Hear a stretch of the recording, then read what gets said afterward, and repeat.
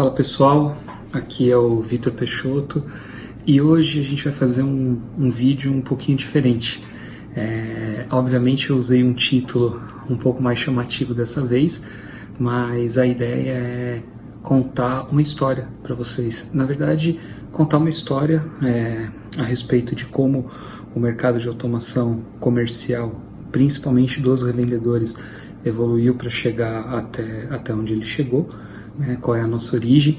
Então, assim, para quem não é do mercado de automação comercial, esse vídeo pode não fazer tanto sentido no primeiro momento, mas como história, como evolução de mercado, como transformação na forma de fazer negócios, pode ser mega valioso. Então eu recomendo que todos vocês, mesmo quem não é do mercado de automação comercial, fiquem até o final, porque esse vídeo ele certamente vai ter insights bastante valiosos, principalmente lá no final. E para quem já é do mercado e não quer de repente ouvir a história que eu vou contar sobre a minha perspectiva, sobre o meu ponto de vista, avança alguns minutos para frente e vai lá para o final, porque lá no final certamente a gente vai dar insights bastante valiosos aí para vocês, principalmente no que diz respeito a marketing, a vendas, que é do que se trata, principalmente a linha editorial da Multiplico, os conteúdos que a gente posta.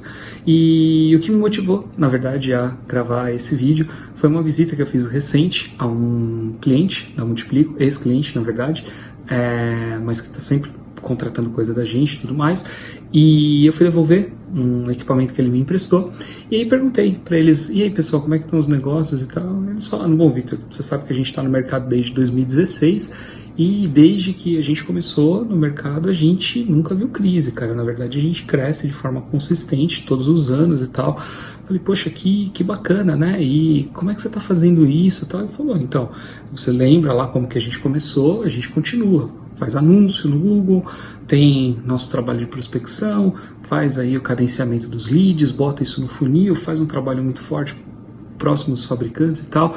Eu falei, poxa vida, né? Que bacana, Deus parabéns para eles. Falei, fico feliz, né, que vocês estejam tão maduros do ponto de vista comercial. Isso me levou a refletir, né, o porquê que a grande parte das revendas, né, de automação comercial e até algumas software houses não seguem a mesma linha, né? E aí eu comecei a me recordar, eu não sei, talvez nem todos saibam, eu estou no mercado de automação comercial desde 2001, então eu basicamente peguei a transição das caixas registradoras para antiga, né, impressora fiscal.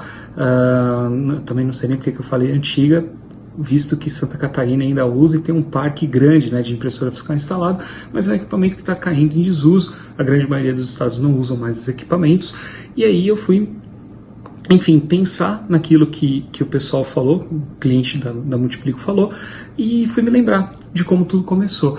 Então, a história que eu vou contar para vocês começa lá em 2001, no momento em que eu basicamente vivenciei a transição das caixas registradoras para a entrada da impressora fiscal, ou impressora de cupom fiscal, ou ECF, talvez você já tenha ouvido o termo ECF, emissor de cupom fiscal. Então, basicamente, eu vi essa transição acontecer.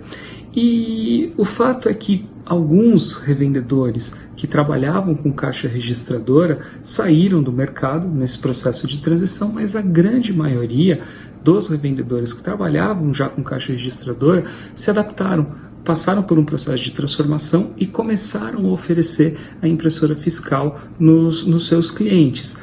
Pois muito bem, nessa transição, uma coisa em especial se preservou. Tanto nas caixas registradoras quanto nas impressoras fiscais, os primeiros modelos de impressora fiscal, as impressoras fiscais ainda matriciais, que usavam duas vias de cupom, a margem no produto foi preservada.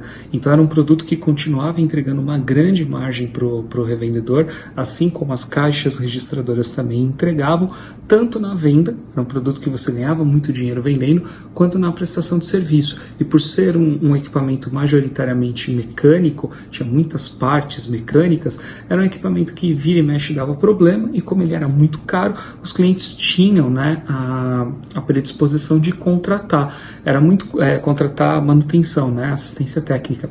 Aliás, era muito comum naquela época os revendedores de automação comercial fazerem contratos de hardware para esses equipamentos para poder prestar serviço sempre que o cliente precisava. Enfim, era um mercado bastante grande, era um mercado bastante interessante, e os revendedores, enfim, fizeram essa transição e continuaram ganhando muito dinheiro com a impressora fiscal. E também tinha um outro fator. Assim como na época das caixas registradoras, os fabricantes, num primeiro momento, na implantação da tecnologia, na implantação da impressora fiscal, mantiveram meio que revendedores específicos credenciados por região.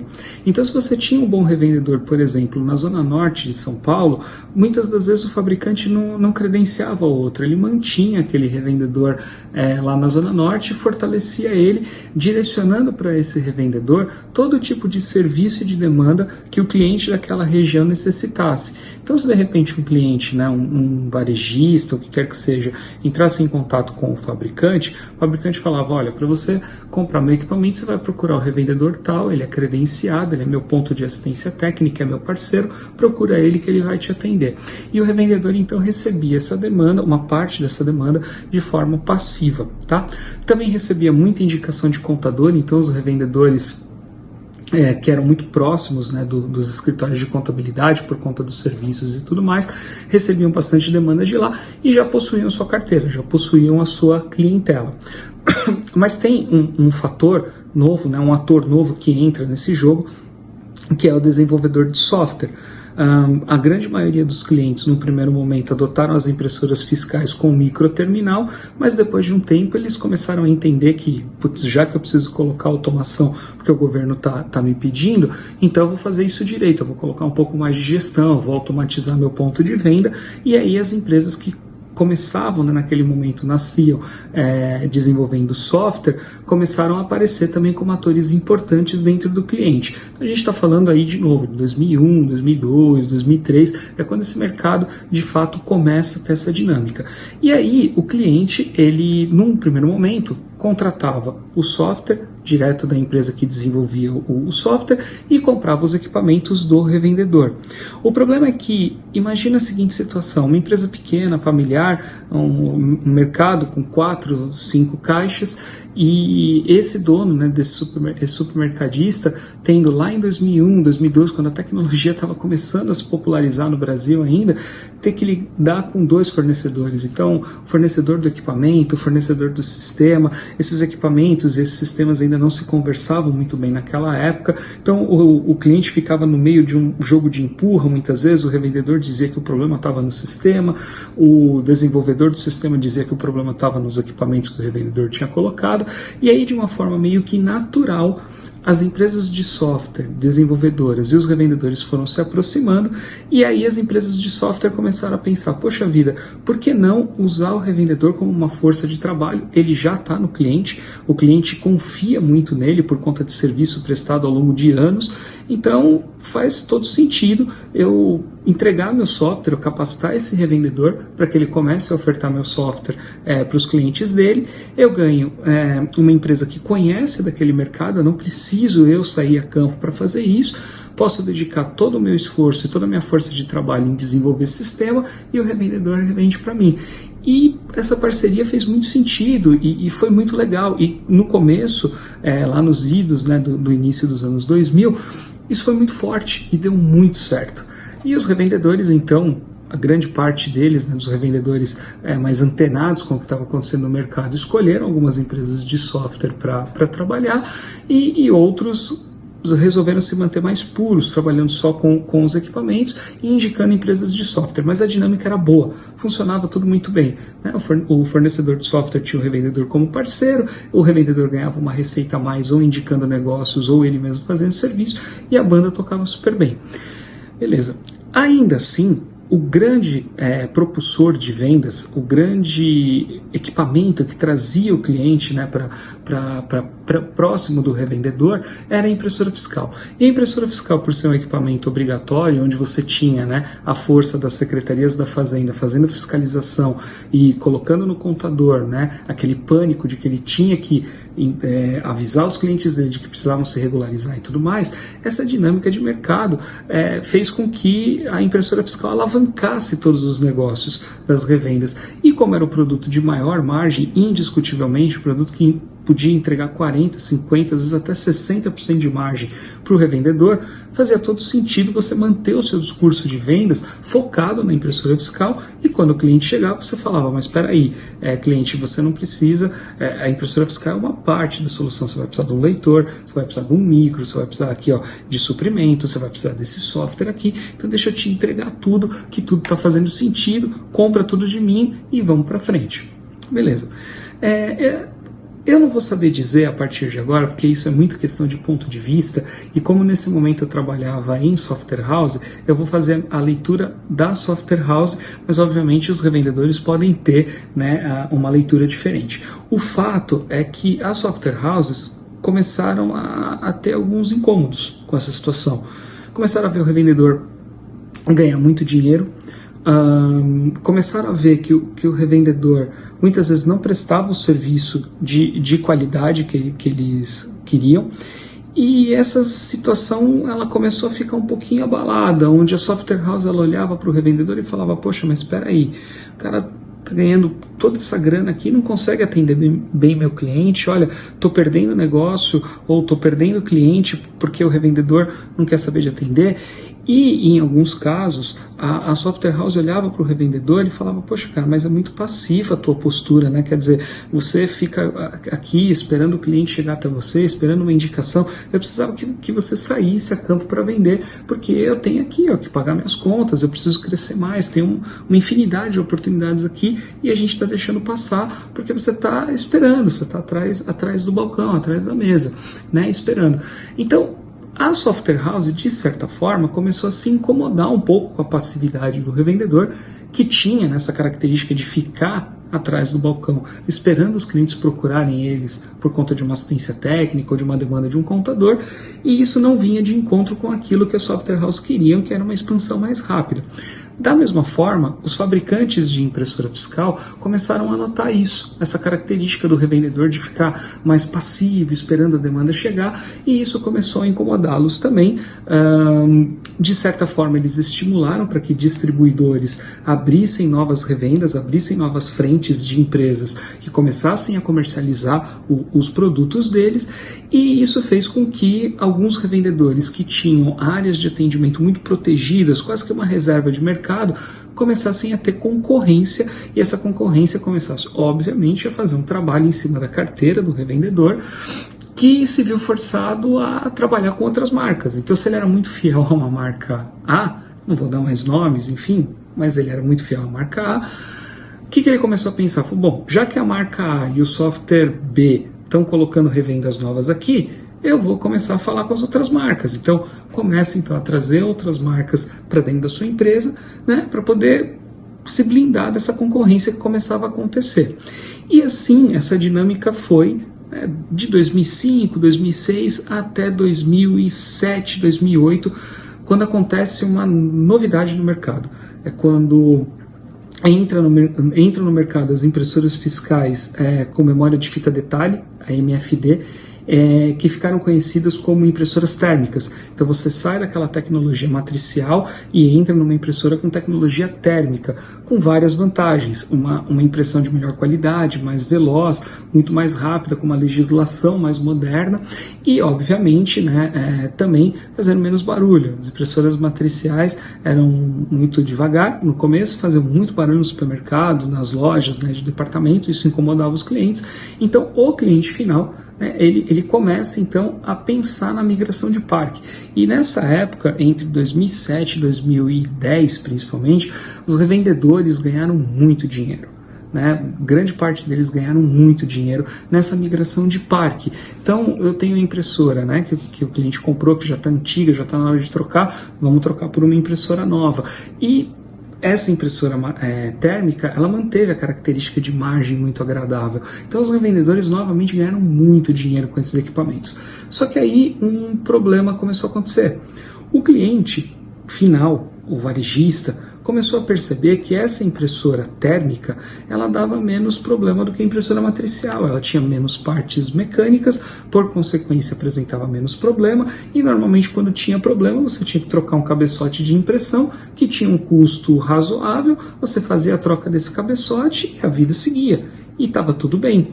Então, alguns revendedores, uma boa parte deles, na verdade, começaram a perder uma receita importante, que era uma receita de contrato de mensalidade para dar manutenção desses equipamentos.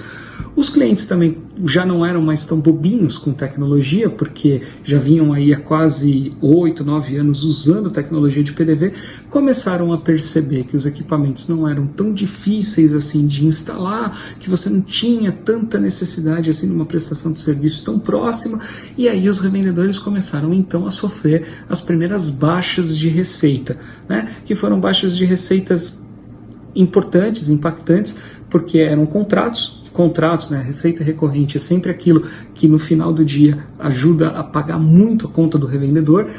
E aí, quando os revendedores começam a perder essa receita, eles são forçados a entrar mais de cabeça no mercado de software. E começam então a intensificar a revenda de sistema, começam então a intensificar a revenda de software na sua carteira, e algumas dessas revendas até passam já nesse período a ter uma receita de recorrência de software maior do que tinham com equipamentos, assistência técnica e tudo mais. Só que aí acontece um outro fator, né? Mais ou menos nesse período, um pouquinho antes, na verdade 2006, 2007, os primeiros e-commerces de automação comercial focados no mercado de automação comercial começam a aparecer e ganham relevância mais ou menos em torno de 2009, 2010. Eu participei, inclusive, da fundação de um deles, que até hoje está no mercado e é uma das maiores revendas, né, do Brasil no segmento de automação comercial. E o fato é que esses revendedores, né, esses e-commerce, começaram a popularizar uma modalidade que até então os distribuidores praticavam, e tinha muita gente fazendo isso, mas a partir do momento que os e-commerce começam a ganhar força, a modalidade de venda do agenciamento começa a ganhar mais relevância. Basicamente, o agenciamento era o seguinte: ao invés de eu comprar o produto, colocar ele dentro do estoque para emitir uma nota e vender para o cliente, nós colocávamos o pedido direto no distribuidor, o distribuidor faturava direto para o cliente final e depois comissionava a revenda que tinha feito esse negócio.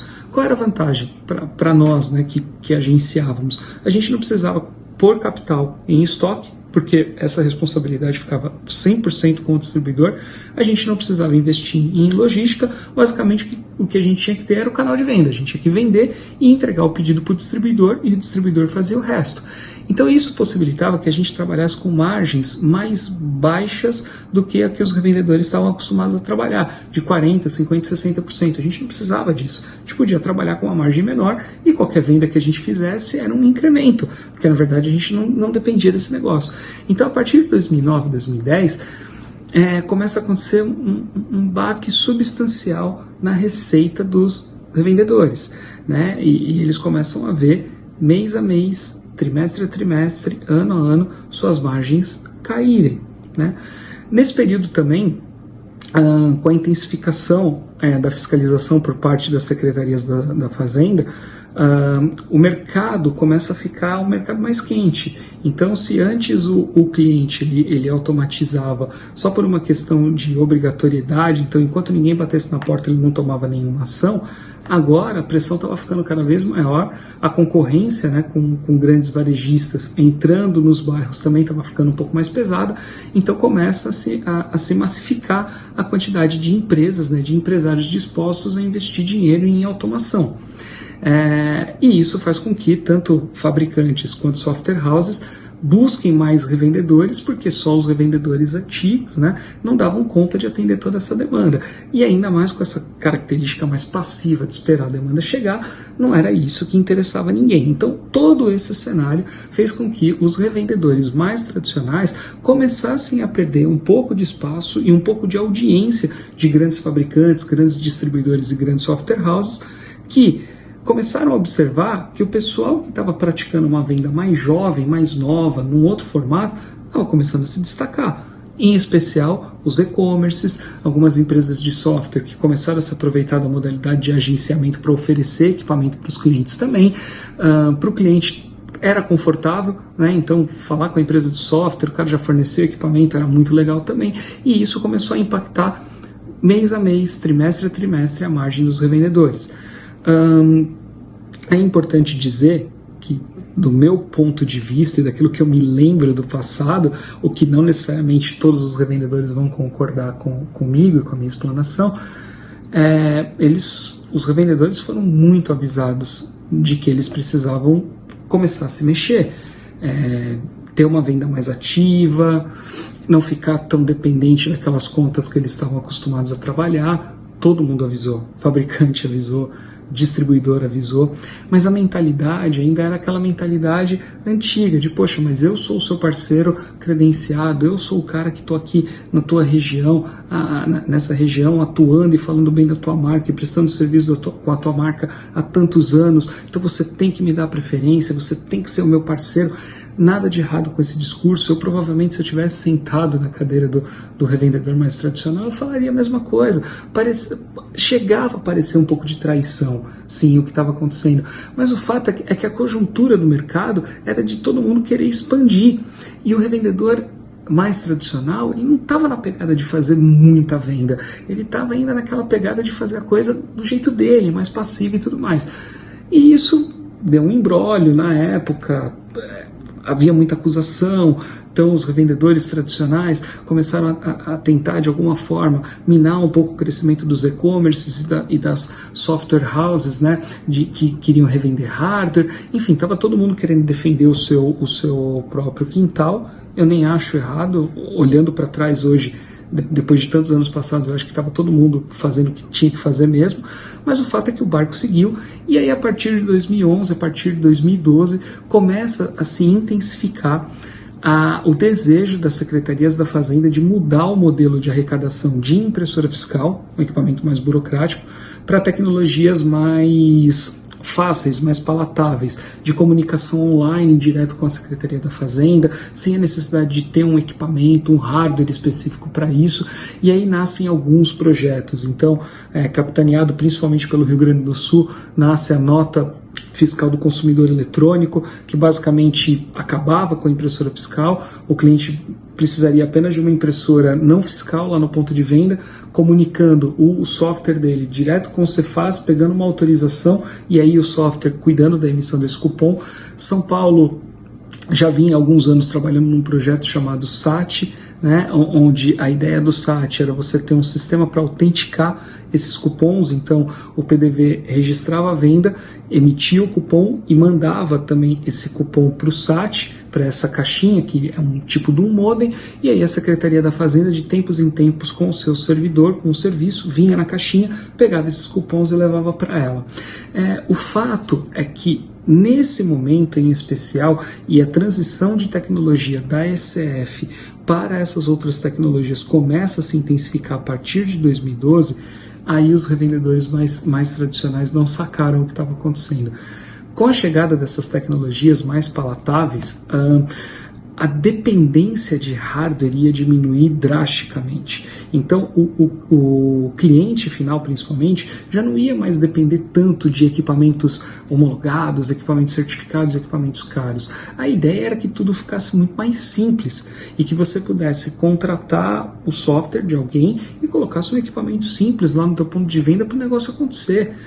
E foi isso que aconteceu, e os revendedores mais tradicionais não perceberam isso. E aí dois problemas principais aconteceram com a grande maioria deles. O problema número 1, a margem no SAT, na impressora não fiscal, é muito baixa. Já era baixa lá em 2014, quando isso começou a acontecer, começou a se intensificar, e agora nós estamos em 2019, eu não sei quando que você vai estar vendo esse conteúdo, mas esse conteúdo está sendo gravado em setembro de 2019, o fato é que hoje a margem é ainda menor.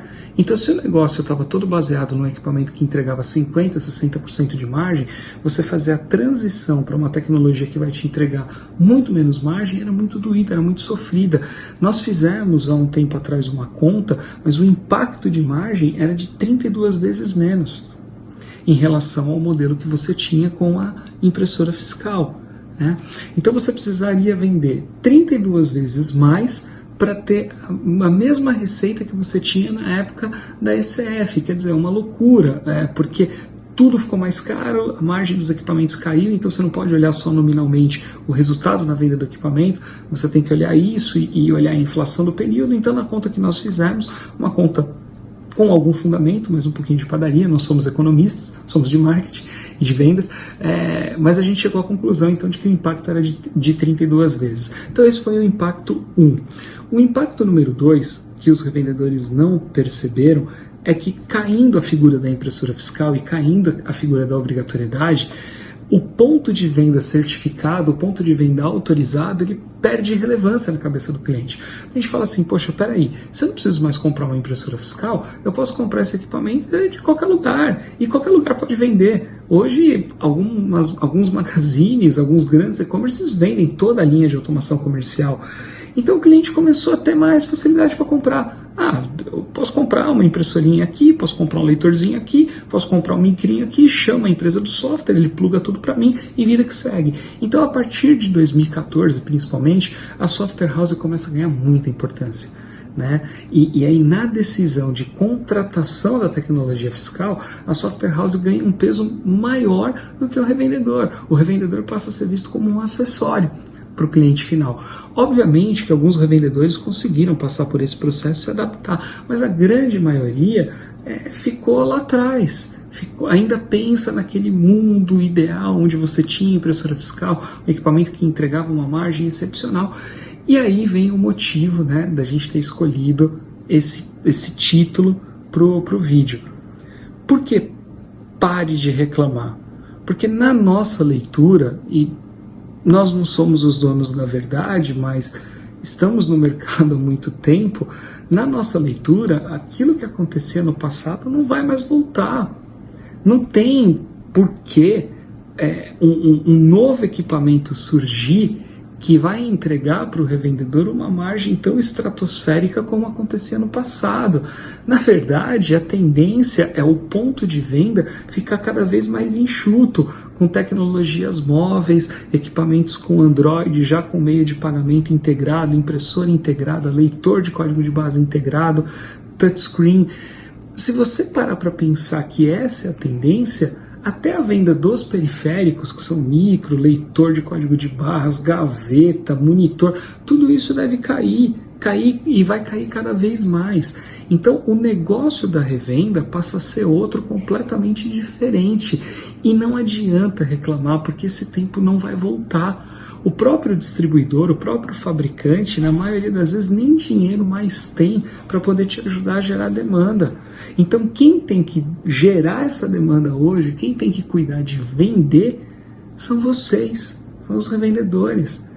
Vocês precisam sair da posição mais passiva, de estar atrás do balcão esperando o cliente te procurar, para uma posição mais ativa de combate, de ir a campo, de fazer mais marketing, de vender, de convencer o cliente na venda por aquilo que você de fato é bom.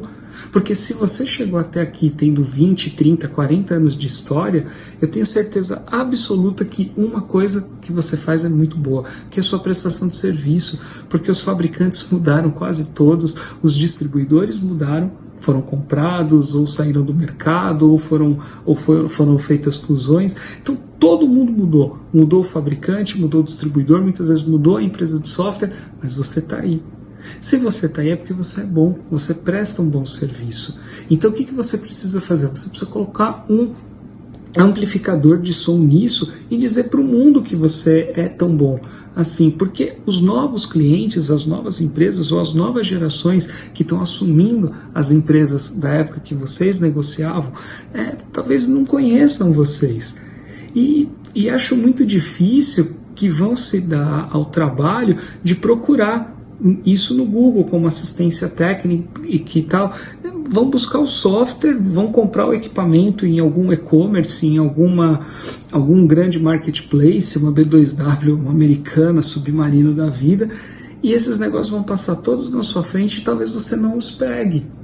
Então não tem outra forma, você precisa sair dessa posição passiva e começar a fazer marketing, e começar a fazer vendas, e começar a colocar um discurso comercial vencedor na rua que faça sentido. É chacoalhar a poeira, esquecer o passado, que foi um passado muito bom, todo mundo ganhou muito dinheiro, lá no passado com a automação baseada em hardware, mas esse tempo acabou, ele não existe mais. Então é a hora de você se reinventar. E aí como que você faz isso? Que aí vem a parte difícil, porque provavelmente você deve estar pensando assim, poxa, Vitor, mas eu já estou sem dinheiro, eu tive um impacto muito grande na minha receita e você ainda está pedindo para eu fazer investimento para ir buscar novos clientes e tudo mais?